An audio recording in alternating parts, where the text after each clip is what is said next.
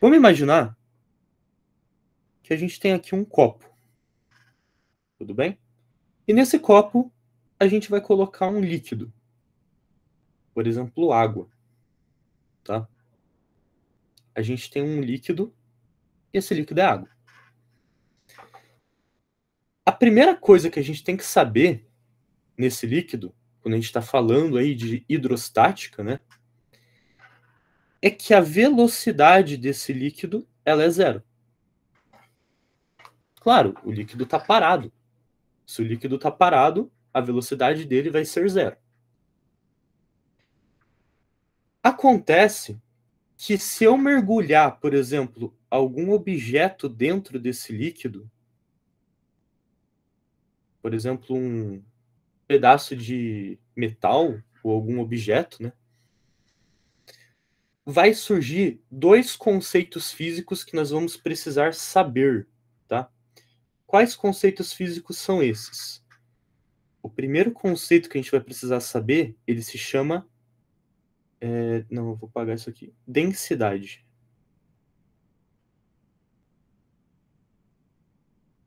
Então a gente tem que saber, gente, o que é densidade, tá? Claro, a maior parte das provas de vestibular de fluidos cobra densidade, porque densidade é extremamente importante. Você tem que saber o que é densidade, tá? E a segunda coisa que a gente precisa saber é a pressão.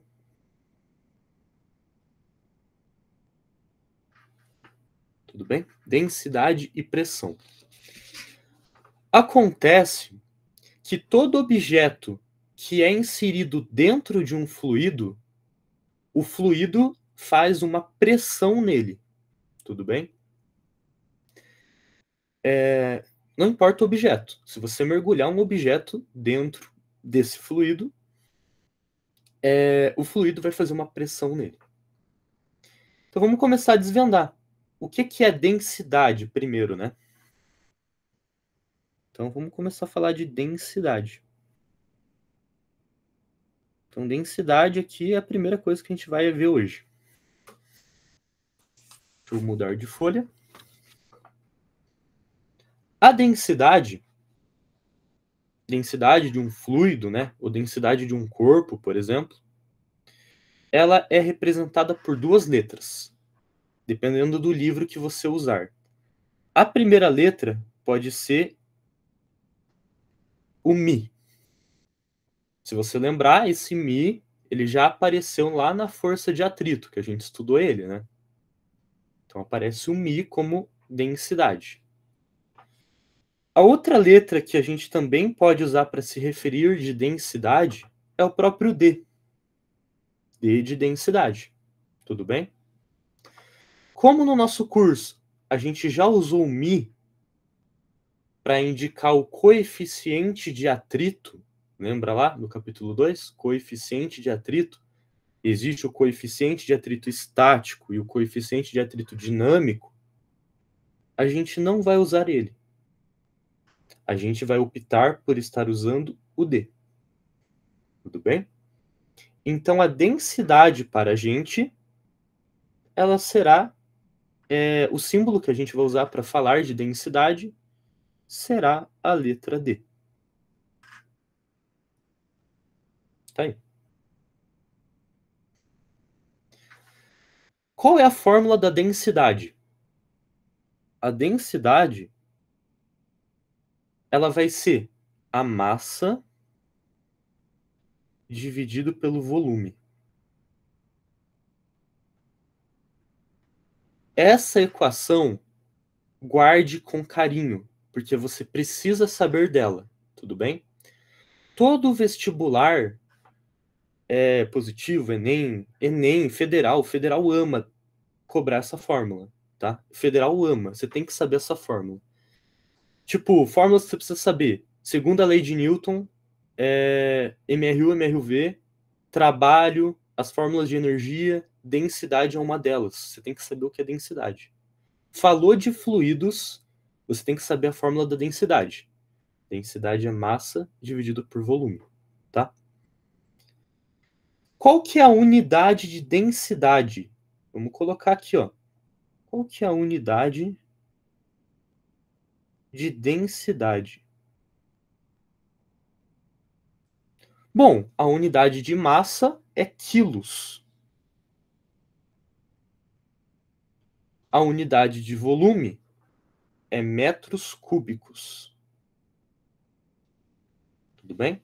Então, a unidade de densidade vai ser quilo por metro cúbico. Show. Até aqui tá tudo bem.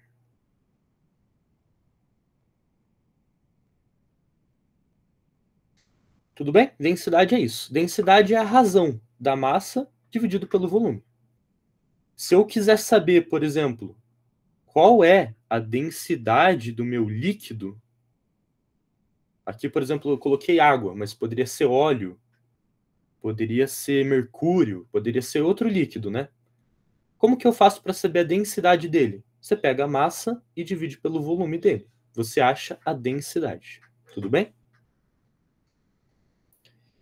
E a primeira coisa que a gente vai colocar aqui embaixo, uma observação, é que a densidade da água, né, é bom a gente já saber quanto que vale a densidade da água, porque os vestibulares, na maioria dos casos, sempre vão cobrar a água. Então a gente tem que saber quanto é a densidade da água. E a densidade da água é 1. Muito fácil. Isso aqui eu não vou falar hoje. Tá. A densidade da água é 1. Então já deixa anotado aí. Densidade da água é 1. Tá? Hoje eu vou introduzir mais os conceitos principais, tá? Eu não vou abrir conta aqui hoje, não. Eu vou falar mais dos conceitos principais para vocês. Então a gente está falando de densidade. Densidade é massa sobre volume. Então, densidade foi. Agora, próximo conceito que a gente precisa saber: pressão. Tá? A gente tem que saber agora a fórmula da pressão. Pressão. A pressão, a gente vai... Agora vai entrar uma coisa que pode confundir vocês ou não, tá? A pressão, a gente vai chamar ela de P. Então você vai ter que tomar cuidado, porque já tem uma coisa que a gente chamou de P, que é o peso. O peso é o P, beleza? A pressão, a gente infelizmente também vai ter que deixá-la como P, tá? Então pensa, P ou é peso ou é pressão, tá? Não esqueça disso. Vamos pensar o que seria a pressão. Imagina que aqui você tem uma superfície, tá? E você coloca nessa superfície um prego. Então tá aí o prego. Ele tá em uma superfície. E aí você vai vir aqui com um martelo.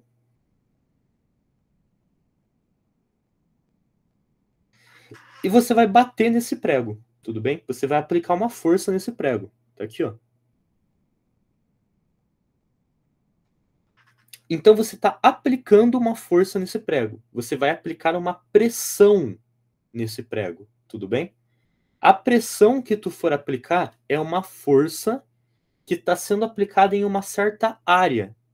Que área é essa? É a cabeça ali do prego. É uma área. Então a pressão vai ser a força dividido pela área. Essa é a segunda fórmula que tu precisa saber para os fluidos, tudo bem? A primeira é a densidade. A segunda fórmula que tu precisa saber para os fluidos é a da pressão. E essas fórmulas são fáceis de decorar, tá? Então é bem tranquilo. Densidade é massa sobre volume. Pressão é força dividido por área. Vamos falar agora da unidade da pressão. Vou colocar aqui embaixo. unidade. Qual que é a unidade da pressão? Bom, a unidade da força, a gente já sabe que é Newton, beleza? Newton. A unidade de área, a gente sabe que volume é metro cúbico, então a área vai ser metro quadrado. Tudo bem? Então a unidade de pressão é Newton por metro quadrado. Show de bola.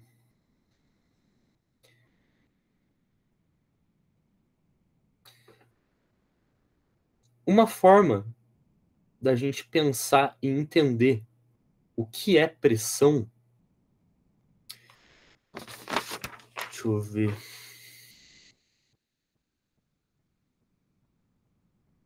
Pressão é uma força que a gente aplica numa área. Então volta aqui para o desenho. Se você colocou um objeto dentro do líquido, o líquido ele vai exercer nesse objeto uma pressão, tudo bem? Então desse lado vai ter uma pressão, desse outro lado vai ter uma pressão, desse lado aqui também vai ter uma pressão e desse lado também vai ter uma pressão, porque a gente está o líquido está aplicando uma força em uma área, tudo bem? Então está surgindo ali uma pressão.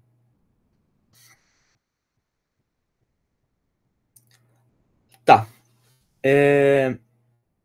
Todo objeto que ele é submerso, ele é sempre sujeito à pressão do fluido. Mas não é Pascal, professor? Calma. Eu estou tentando construir as coisas com calma. Sim, é Pascal. Newton por metro quadrado é Pascal. Mas eu vou falar de Pascal mais para frente. Não vou falar agora. Eu estou tentando construir essa aula de um jeito mais intuitivo, tá? Mas você tá certo, é Pascal. Então a gente já viu as duas coisas. A densidade e agora a segunda que a gente acabou de ver é a pressão. Então já são duas fórmulas importantíssimas que a gente tem que pôr no nosso formulário para decorar. Naquela listinha de fórmulas para decorar para federal ou por Enem. Você tem que pôr densidade e tem que pôr pressão.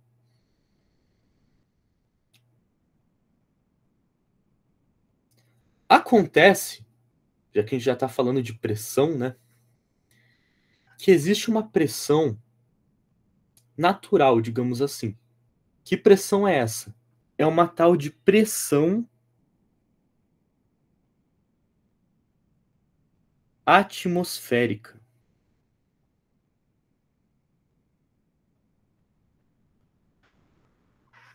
O que seria a pressão atmosférica? Se você lembrar da última aula, a gente estava falando da teoria da gravitação universal, que é a força que uma massa aplica em outra. A força de atração. Tudo bem? Acontece que, graças à teoria da gravitação universal, existe uma pressão atmosférica. Porque se você pensar, vamos pensar o seguinte, para você entender o que é a pressão atmosférica. Imagina que você está lindo e formoso lá na praia, né? Você está com o seu chapéuzinho, lá de boa. E aí você está na praia, você vê lá a imensidão da água. Você está no nível do mar, tudo bem? Vamos colocar aqui, ó. Você está no nível do mar. E aí você fala assim, ainda bem que eu não estou dentro da água, porque senão a água iria aplicar uma pressão no meu corpo. Você pensa isso, né? Você está lá comendo um churros e você fala, ainda bem que não estou dentro da água, porque se eu tivesse dentro da água, igual eu acabei de ver aqui, ó, a água ia aplicar uma pressão no meu corpo. Aí você fica feliz, né? Você come teus churros lá. Acontece que, graças à teoria da gravitação universal, já estão aplicando uma pressão no seu corpo e você não sabe. Que pressão é essa? Você diz que a água não está aplicando uma pressão no seu corpo. Ok, não está, realmente não está. Mas existe outro fluido que está. E que fluido é esse? É o fluido que você respira, chamado ar. O ar está aplicando uma pressão no seu corpo. Isso é a pressão atmosférica. Tudo bem? Gente, vocês conseguiram entender até agora? Então, o ar, ele aplica uma pressão atmosférica no seu corpo. Até agora, dúvidas? Alguém não entendeu alguma coisa? Guilherme já tá lá na frente, já tá falando de Pascal já. Tá certo, Guilherme. Isso aí. Tranquilo, beleza. A gente não pode confundir pressão com pressão atmosférica. Então, a pressão atmosférica, a gente vai dar também para ela o símbolo do P, só que a gente vai colocar um ozinho ali na frente dele, para a gente saber que é uma pressão atmosférica, tá? Então, pressão é uma força sobre área e a pressão atmosférica é o P0. Acontece que o primeiro cara a encontrar a pressão atmosférica, ou a saber a existência dela, foi um cara chamado Torricelli. Professor, o mesmo Torricelli, lá do MRUV, que é a fórmula que não tem tempo? Sim. Ele foi o cara que descobriu a existência da pressão atmosférica. Lembrando que a pressão atmosférica é no nível do mar, tá? A pressão atmosférica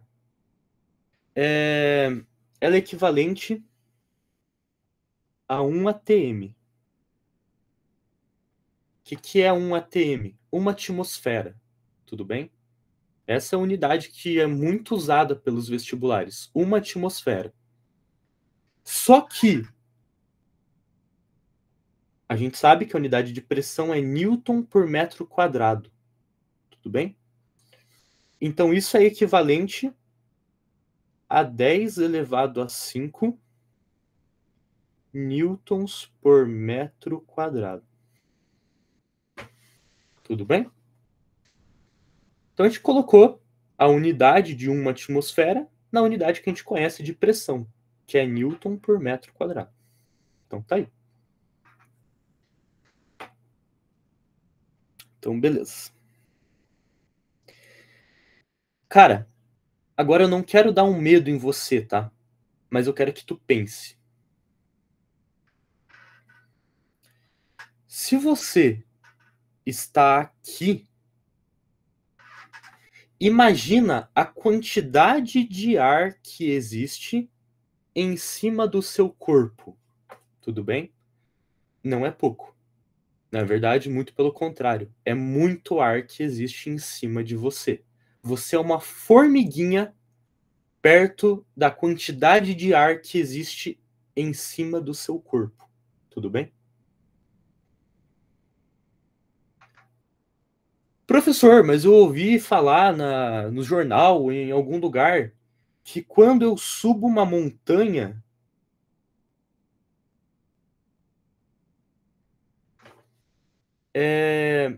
começa a ocorrer algumas mudanças. Exatamente. Na verdade, quando você sobe uma montanha, a pressão ela diminui. Professor, por que a pressão diminui? Porque é menos ar em cima do seu corpo. Tudo bem? Então, quanto mais em cima você tá, menos pressão você recebe no seu corpo. Então, se você pensar, né? Quanto mais embaixo você estiver, mais ou menos pressão. Vamos ver se vocês vão saber. Quanto mais embaixo você estiver, mais ou menos pressão. Mais pressão, exatamente. Muito mais pressão. Então aqui é uma pressão alta. E aí eu não sei, né, se vocês alguma vez na vida já ouviram falar, né, do navio do Titanic. O navio do Titanic, ele foi afundado a uma altura absurdamente grande. Eu tinha notado aqui a altura dele, porque eu estava fazendo umas contas dele ontem. Não sei se eu vou achar. Então, 6.600 metros ou quilômetros, não lembro. Mas tipo, Foi mais ou menos isso, Ariel. Foi uma altura absurdamente grande de profundidade, né? E o que acontece? Os destroços do Titanic estavam lá embaixo.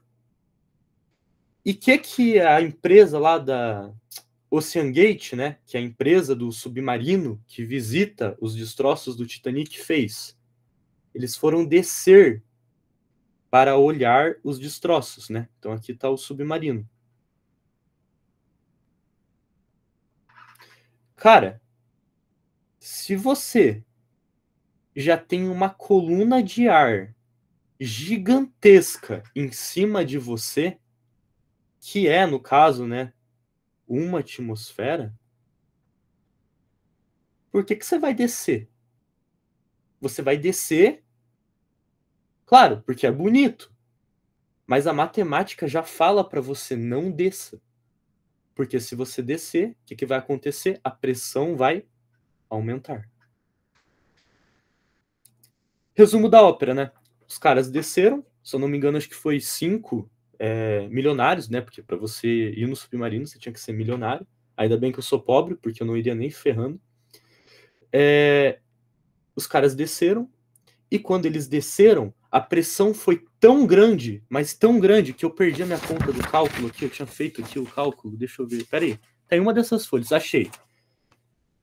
A pressão no submarino foi de 383 atms, ou seja, 383 atmosferas que os caras estavam recebendo no submarino. Então, a pressão era esmagadora, esmagadora. E o que aconteceu daí? Teve uma hora que o casco do submarino não aguentou. Não aguentou, teve a ruptura, e aí ocorreu a implosão. Professor, não é explosão? Não, é implosão. Explosão é quando ocorre de dentro para fora. Só que nesse caso, o submarino, ele estava recebendo a pressão atmosférica, né? Então a pressão estava querendo entrar. Então pensa, você está numa latinha, uma latinha de Skol, sei lá, uma latinha de refrigerante, e a pressão quer entrar. Vai ocorrer uma hora que vai dar merda. Então foi isso que aconteceu no submarino da OceanGate. A pressão de 383 atms venceu, e o que aconteceu com o submarino? Ele implodiu. Ele foi esmagado. E ele foi esmagado de uma forma tão terrível, gente, tão terrível, que as pessoas que estavam lá dentro, elas foram instantaneamente evaporadas. Então os caras não conseguiram nem mandar outra sonda para olhar os corpos, porque eles foram instantaneamente evaporados. Quando a pressão entrou, incendiou os caras na hora. Na verdade, não incendiou, né? Porque é embaixo da água. Mas os corpos foram evaporados na hora, por conta da pressão. E isso é muito louco.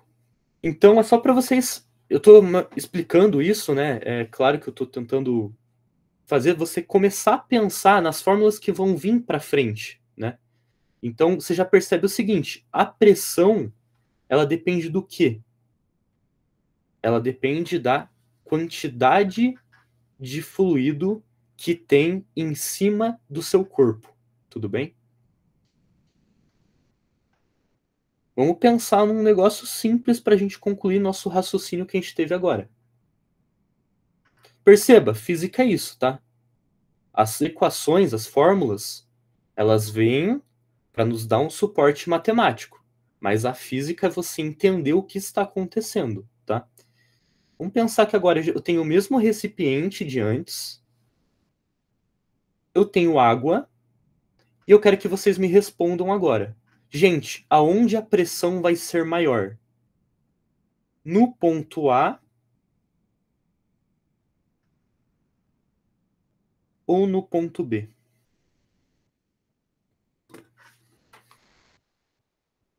Pô, professor, então imagina a pressão na Fossa das Marianas. Sim, sim.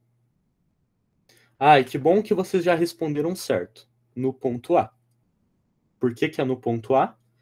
Porque a quantidade de líquido que tem, de fluido, né? Líquido é meio feio a gente falar, a gente chama de fluido. A quantidade de fluido que tem no ponto A é muito maior do que a quantidade de fluido que tem no ponto B. Então a gente já afirma que a pressão no ponto A ela é maior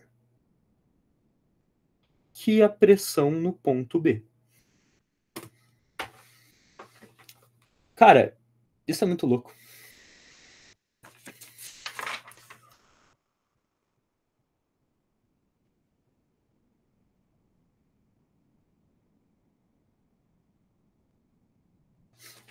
Tá, beleza. Se eu tiver aqui um aquário e aqui eu tenho um peixe,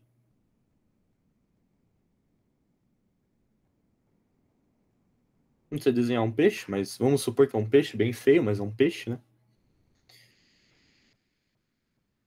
O peixe é um animal que ele vive em um fluido, tudo bem?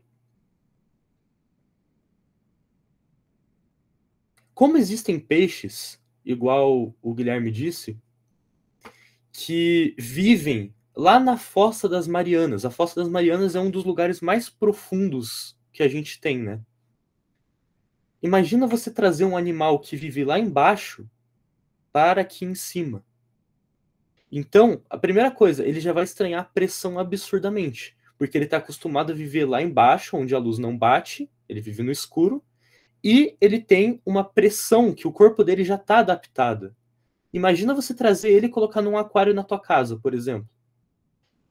Primeiro que talvez ele não suporte, ele morra, porque a pressão que o corpo dele está acostumado a receber não é mais a mesma. Tudo bem? E a pergunta agora é o seguinte, pessoal. Se eu tiver 3 pontos nesse aquário, eu tenho o ponto A aqui, eu tenho o ponto B aqui e eu tenho o ponto C aqui.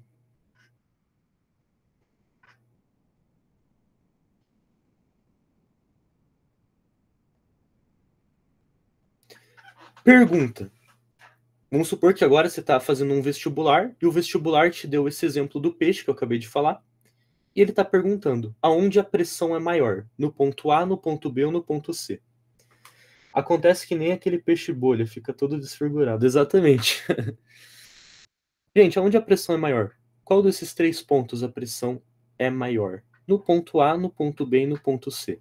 Ó, perceba o seguinte. No aquário, o aquário, a parede dele tá aqui, tá? A parede do aquário tá ali, ó. Aonde a pressão é maior? No ponto A, no ponto B ou no ponto C? João chutaria no A. Já a Luana chutaria no B.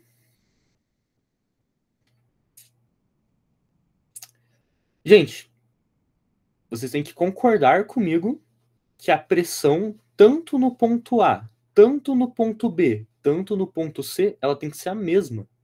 Tudo bem? Por que ela tem que ser a mesma?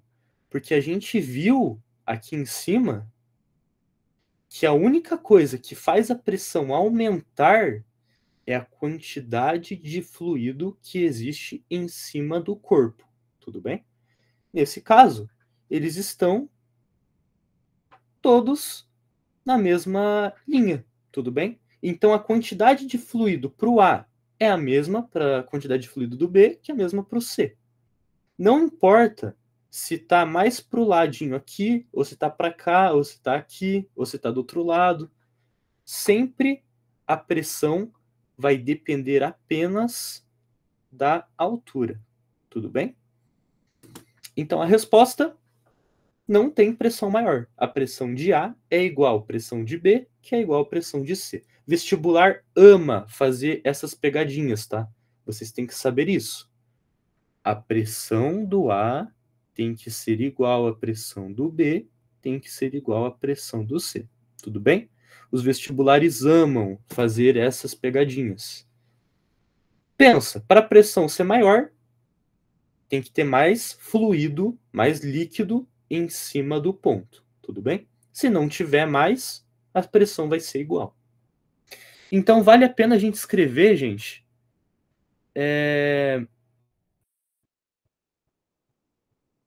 vale a pena a gente escrever um negocinho, uma frase, né? Que eu quero que vocês anotem aí. Todos os pontos de um líquido, todos os pontos de um líquido em equilíbrio. O que é um líquido em equilíbrio? É um líquido que não tem velocidade, que não tem uma força fazendo com que ele acelere. Então, todos os pontos de um líquido em equilíbrio,